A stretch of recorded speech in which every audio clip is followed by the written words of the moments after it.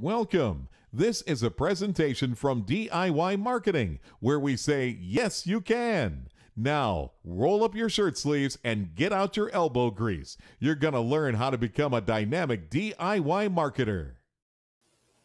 Hello everyone, let's talk today about making a mighty media section for your website. One of the most important things you can do is have a great media section on your website. There's a myth out in the marketplace that says that corporations are the ones that should have these media sections on their website and that they're not for small businesses or entrepreneurial companies or solopreneurs. And that is simply not the case. It's even more important for you as a small business or an entrepreneur to have a really good media section for your website. Because if you're generating buzz around your business and you have media coming to your website, you want to make it very easy for them to give you the kind of coverage that you're seeking for your business. One of the things I want to challenge you to do is to be proactive about building this media section on your website. It should not be something that is simply an afterthought. It's something that you're going to need to revisit and make sure is updated on a regular basis as a part of your marketing plan. So you're asking yourself, well, great, I need this media section, but what do I include? And that's what we're going to let you know. One thing you want to do is include a backgrounder on your company. Now, even if your company is in its infancy and hasn't had a long history, include a backgrounder anyway. And if you need to, just kind of say, here's the inspiration behind the business and why it was started. Include annual reports. Those are good because they also give history of a company, and these are really important for not-for-profit organizations because you're required by law to have those annual reports, and people want to be able to go in there and get a little bit of a history and a snapshot of where the business or organization is at that point in time. So, of course, what you want to have in your media section are your press releases. Now, make sure those are organized in a sensible way. You can organize those by year and have the latest ones the most visible. You don't just want it to be this big, unorganized mess that's hard for a person in the media to sift through, because that's one of those things that they'll immediately start leaving your website, which is not what you want them to do. If you've been covered in the media in some way, have links to those stories, whether it's an online newspaper or it's a blog or if it's a television outlet and they happen to have the video online, have links to those stories.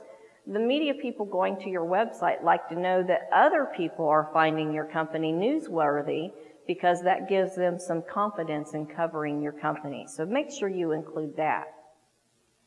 Have bios of people out there also within your section for media. These need to be company spokespeople, your executive, and maybe even your board of director members. Bios at an appropriate length are always a great idea to include, so that if someone is mentioned in a press release with a quote, a media person that's looking for a little bit of background or history on that person and what their experience is in the industry or at that company, you need to include those bios in the media section also. Now, another great thing to include are photos and pieces of artwork. This helps to get even more attention if they use a photo of yours or they use some of your artwork. For example, you can have your executive team.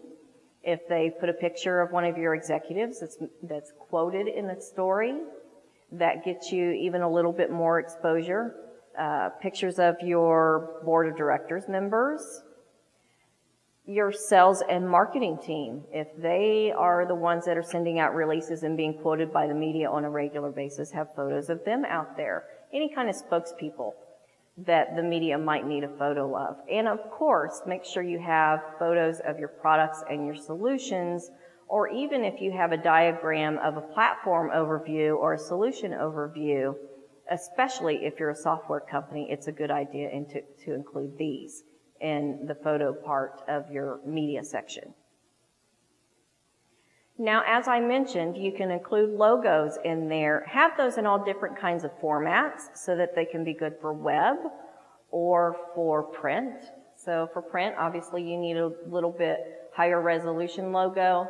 And if you have more than one, for example, if you have your overall company logo, if you have brand logos or specific product logos, make sure all of those are out there so they can easily be downloaded and used in a news story at any point in time. The other thing you might want to consider including, if you have them, are videos. These are becoming more and more popular, and even the press distribution services are allowing videos nowadays. So if you have a demonstration of a product or you have your company spokesperson actually talking and you have that on video, you can include that as a part of your press release and also have a video section within that media section on your website. Last and most importantly is make sure the media knows how to get a hold of you. Inevitably, no matter what you put out there on the website, someone might ask for something that may not be included, and they want to be able to get a hold of you, and or they might want more in-depth details or want to be able to call you for a quote. So make sure you have the appropriate contact information out there in the media section of your website. So there you go. Go out there and build a mighty media section for your website and generate that buzz that your company deserves. This has been a presentation of DIY Marketing. Thank you for joining us. Now get out there and market because, oh yes, you most certainly can.